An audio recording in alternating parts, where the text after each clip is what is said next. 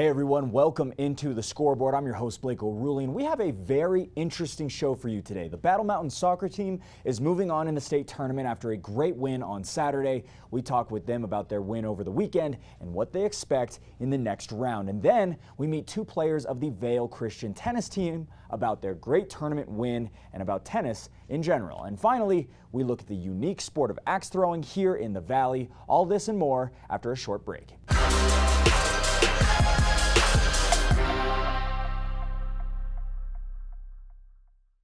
The Battle Mountain boys soccer team had a great showing over the weekend with a 1-0 victory over Air Academy on Saturday. With this win, they move on to the semifinals of the state tournament to get to face an extremely tough Mullen squad. Let's see how they feel about their victory and how they are preparing for the semifinal game. Hello everyone, we are here with the Scoreboard at this beautiful Monday night practice with the Battle Mountain Huskies, who had an amazing game against Air Force Academy over the weekend. I'm joined by one of their captains, Edwin. Edwin, how did you feel about the game on Saturday? It was great. We went down the road 3 hours on some pressure, definitely going against number 9, and we're ranked as number 16, but it was a phenomenal game. I heard earlier that you had an early score, the team had an early score. Who scored that goal exactly? It was Leo Martinez. It was off defending. He won it off the defender and out 30 yards and just knuckled the ball that in. Yeah, very nice, very nice. An early lead really helps with the whole game plan. Once you guys scored that goal, what were you guys trying to accomplish? Well, in the first half we were trying to score another one, but going into the second half we were trying to more relax and try to park the bus. Yeah. Well, it seemed like you guys did that successfully by getting a nice goose egg for the other team. How did you feel defensively that game? I think we played great. Our back line was strong. It wasn't letting any long balls in, and we were trying to clear the balls and try to possess the ball.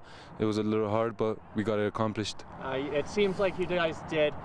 You guys are here on this beautiful and cold Monday night preparing for Mullen. Yes, sir. What exactly are your goals going into the Mullen game? Our goal is to possess the ball more and move it side to side, get some opportunities, not let them get corner kicks or long throw-ins that they love, and that's what we're trying to do. Awesome. You guys, you're a defensive powerhouse on this team. Has Cope told you about any specific players on the Mullen squad to look out for? No, not yet. Hopefully tomorrow, and I'll watch out for them and definitely keep them tight. Awesome. You're a senior this year, yes, and I heard that you've played all 4 years. What was the experience like coming in as a freshman? As a freshman, a lot of pressure. This team's a good team, and the association is a phenomenal one. You got coaches like Cope, Cam, and Joel who taught for many years, and they know what they're doing, and they know what players are good. And coming in here knowing that you're going to have to show off and be one of the top players is hard. Oh, absolutely. You had a bit of a rough start to this season, but have really brought it back with this semifinal appearance. What do you think changed about halfway through the season? We were missing a lot of key players. Daniel, who was out for most of the season, and some of us missed 4 or 5 games, but it's all coming at the end, and we're just where we needed. How are you feeling going into Mullen? Are you guys feeling ready and at the top of your strength? Yes, we feel confident. We're coming in with everything. Oh, absolutely. If there was one thing you would tell your younger self looking back, what would it have been? It would definitely be more positive, not be hard on myself. I was hard on myself, and that's what brought me here, but that's what I'm thankful for. Awesome. Thank you. Well, Edwin, thank you so much for being with us today. It's been great seeing you, and I wish you the best of luck on Wednesday, and hopefully I'll see you again on Saturday, okay? Thank you so much. Thank you, Edwin.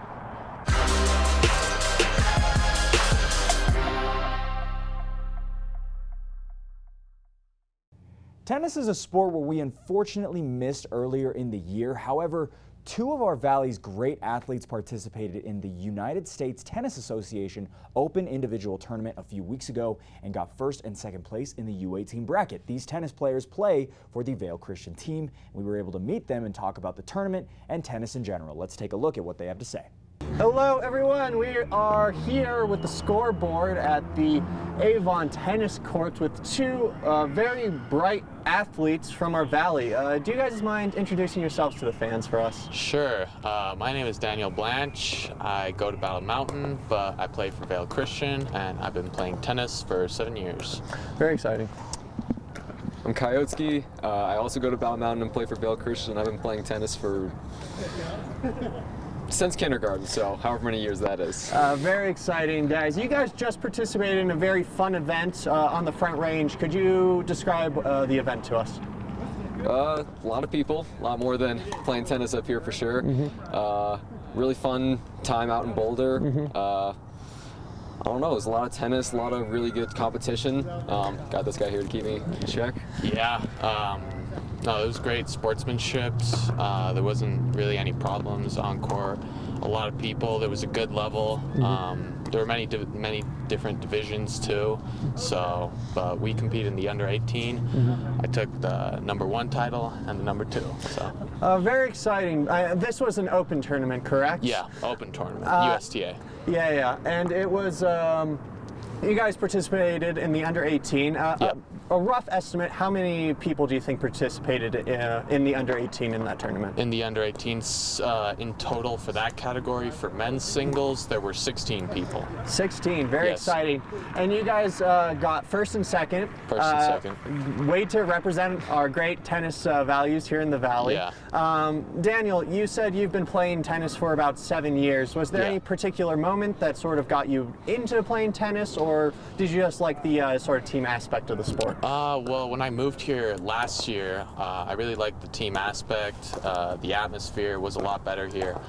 We were going to many different tournaments. We were practicing, putting in the work, so it all really just translated to how well I was playing and the improvement. So that really got me into the sport. Very fun. And Kai, what sort of got you into playing tennis? Well, I remember seeing a flyer in my school hallway, and I thought myself too skinny to join the karate team because I thought I'd get my butt kicked. So I was like, tennis, why not? And then I just kept going. So yeah. Oh, very exciting. And what grade are you guys in again?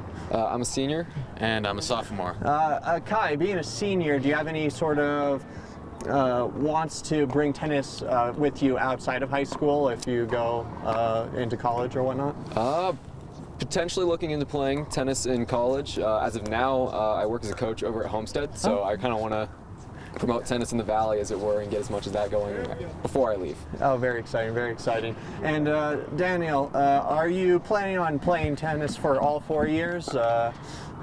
Yes, I am planning on playing every year, for sure. Especially now that I've improved so much and I'm having so much fun. So. How would you guys describe the tennis atmosphere in the Valley? Do you think that it's sort of a growing sport or a dying sport here in the Valley? I think it's hard to say, but right now, maybe because we're seeing, a better level, it might, start growing more. There might be more players coming in. I hope so, because it's a great sport and I want to see a lot of players. So. Anything to add to that, Kai? Yeah, I'd say it's kind of both a growing and dying sport. I mean, the courts behind us just got resurfaced for pickleball, so kind of a loss there. But I mean, seeing a lot of the young faces at Homestead, they're really getting into it. And I have a personal student who's looking at USTA tournaments himself, and it's, I don't know, it seems coming in and out, but hopefully growing more so. What's your favorite aspect of the sport of tennis? What's your favorite part? That it's, at the end of the day, just a sport, so you can have as much fun as you could just do whatever you want with it. I mean, I think we did some pretty funky stuff during our match ourselves, but yeah, that it's a really community binding kind of sport. It's a lifetime sport, so I'll be playing this when I'm 90 and he'll be kicking my butt when he's 90. So I mean, hey, anything could happen in 50 years. Lots to go. Lots to do. Is there any particular aspect that you choose to do tennis over, say, soccer, which is a lot bigger here in the Valley? Yes, I like that tennis is an individual sport, so you don't really have to rely on other people. You can come up with your own plans, your own decisions, work on tennis, work on yourself. And with other team sports, I like team sports, but I just prefer individualism and when it comes to sports, just relying on myself. Yeah, I'd say a lot of the same stuff, and probably that I've been playing it too long to want to do anything else at this point. So yeah. Same. Yeah, that's fair enough. That's fair enough. Winter's starting to come into the valley. I assume that's probably a big hindrance to your ability to play as much tennis. I'm sure there's a number of indoor courts around that you can still play on. But is there any other sports that you like to do in the winter to keep yourself in shape, or yeah? I mean, I still try to maintain the tennis aspect, but I get out and snowboard a little bit here and there recreationally. Nice. Yeah. Yeah, I mostly will be playing tennis indoors, but sure, I'll also go skiing pretty often, and maybe some indoor volleyball and some other sports, but mostly tennis. Yeah, it's hard to escape the skiing if you do live in the valley. You gotta, you just gotta go out and do it sometimes. Have you guys played pickleball at all? Yes. A little bit here and there. How do you feel about it? It's sort of like stepping in on the turf of tennis.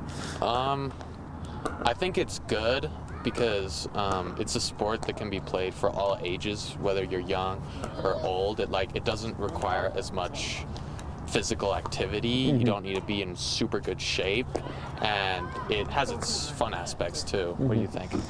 Yeah, I like that all-access aspect. As far as pickleball goes, I've only played it like a little bit, so I can't advocate too much for it, and I'm always partial to tennis. But I mean, it's a really fun sport as it is. All racket sports are great, so Yeah. I mean, it's good to see more in that area as far as sports playing go here. Good. Yeah, racket sports, definitely good to see it start to come back. Tennis is played on a number of surfaces. Which surface is your guys' favorite to play on? I asked this question to a lot of people myself, so I always have a hard time giving an answer. I've never played on grass. I want to, but I think mainly hard court because that's what I've grown up on and kind of getting that staple with. Yeah, I would also say hard court. I've also never tried grass court, but out of clay court and hard court, I just prefer hard court because clay is just too slippery for me, and it gets in your shoes and all that. So I just prefer hard court. You guys participated in the Vail Christian tennis with the Vail Christian tennis team. Could you just describe how your guys' season went this fall?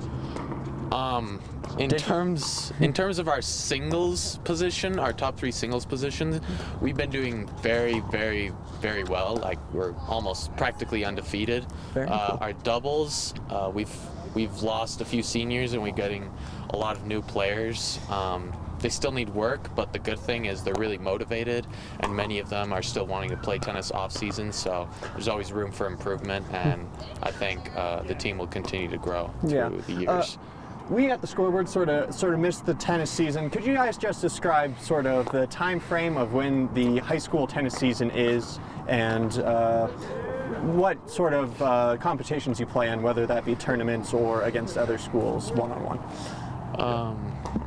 Yeah, I mean, early practice starts a little bit before the school year, and the very end of the season with regionals and states is mid-October. Playing against, we got a bit of a rivalry going with Aspen and Steamboat are friendly competitors, as it were, and some teams in Denver too. But lots of individual team-to-team and a few interspersed multi-team tournaments out in like Centaurus and getting some more high-level competition out there. Awesome. And that's just men's tennis, or is it women's tennis as well in the fall, or does women's play in the spring? The women play in the spring. Very exciting. Well, we'll be sure to try and meet up with the women's in the spring, and I'm sorry we missed catching some of your meets up here in the fall, but we'll definitely get out here and check you guys out in the fall next year. But thank you so much, guys, for coming and meeting with us. Congratulations on your great win at the Front Range tournament, and I can't wait to hear more about tennis coming into the future. Thank you very much, guys. Appreciate you. Thank you.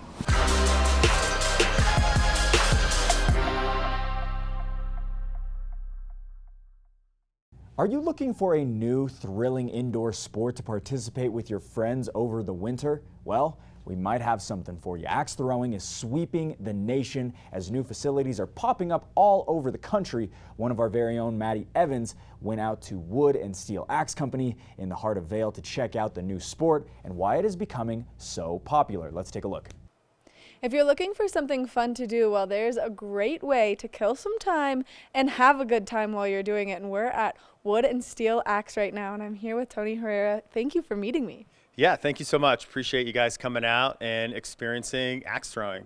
We absolutely love what we do in here and pumped you're here. They don't let me use knives on TV even to cut like watermelon, so the fact that they're letting me use an axe is amazing. You guys don't just offer axes though. You have a lot of really fun things to do here. Yeah, absolutely. So you can come in here, have a great time. We have foosball, cornhole, Jenga, ring toss games. We even have kids axe throwing for the youngsters that want to come in and have a good time throwing axes. So there's lots to do in here. And not only that, but you have a great bar, which is directly behind us, so people can come in, they can really just enjoy, and you guys have such a cool and unique space that it's really just a fun place to hang out. Yeah, absolutely. No reservations needed. You can come in here and just hang out at the bar, grab a drink, play some Jenga with some friends, and just have a good time. And you guys have been here for how long, and how did you get started? So we've been partnering with the Grand Hyatt in Vail for about 2.5 years.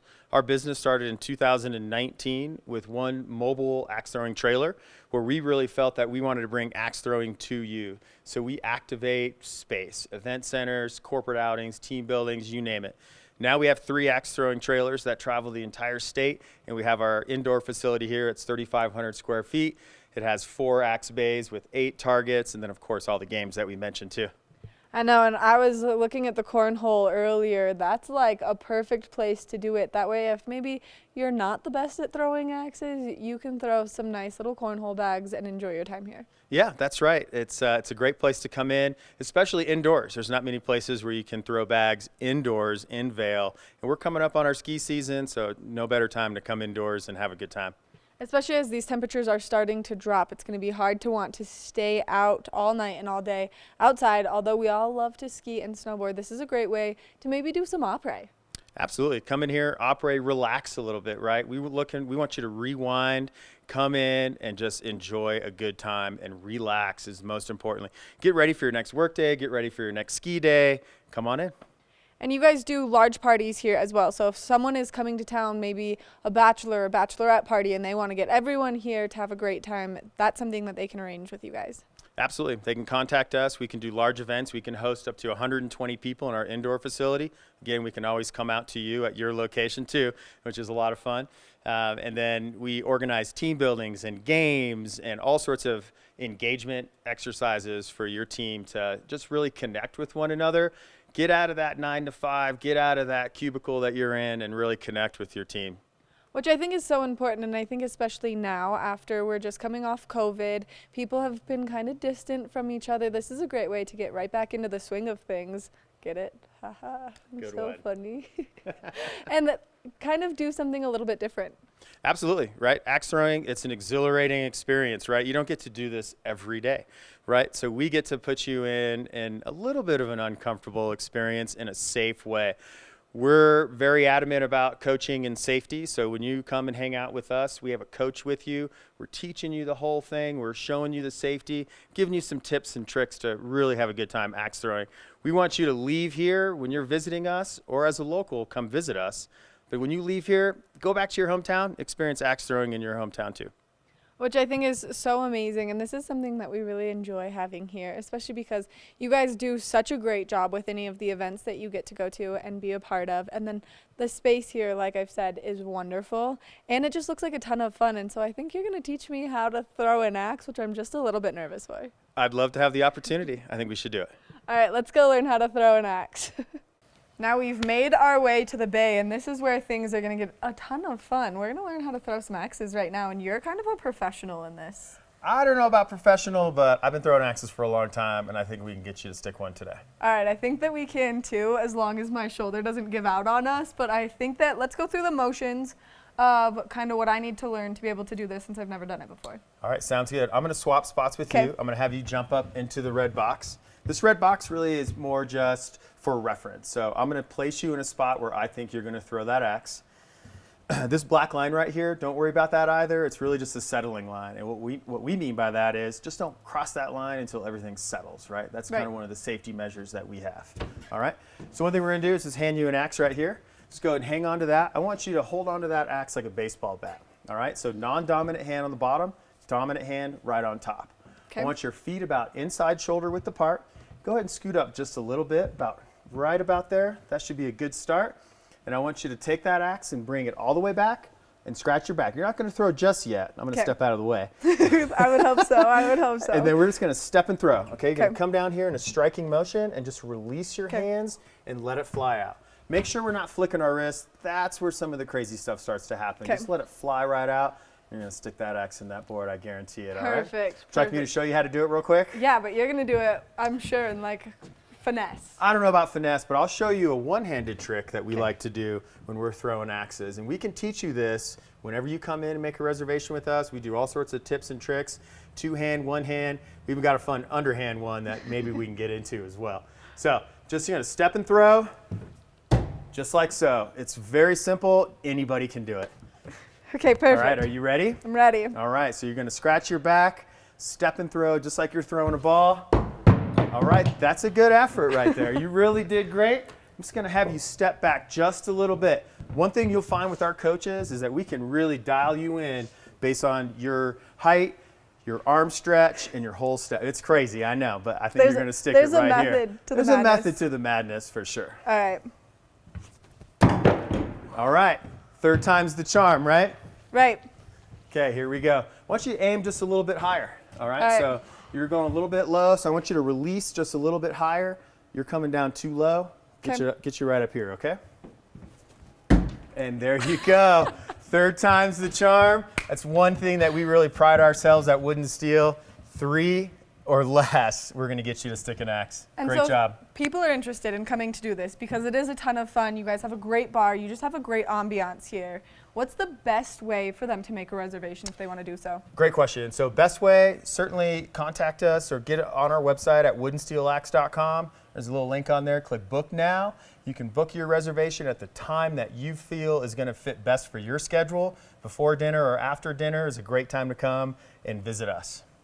And then if people want to follow you guys on social media, see the fun, and maybe learn some tips and tricks, where can they find you? Yeah, Wood and Steel Axe. So right up top here, so you can find us at hashtag Wood and Steel Axe, Facebook, Instagram, all your social media accounts, you can find us.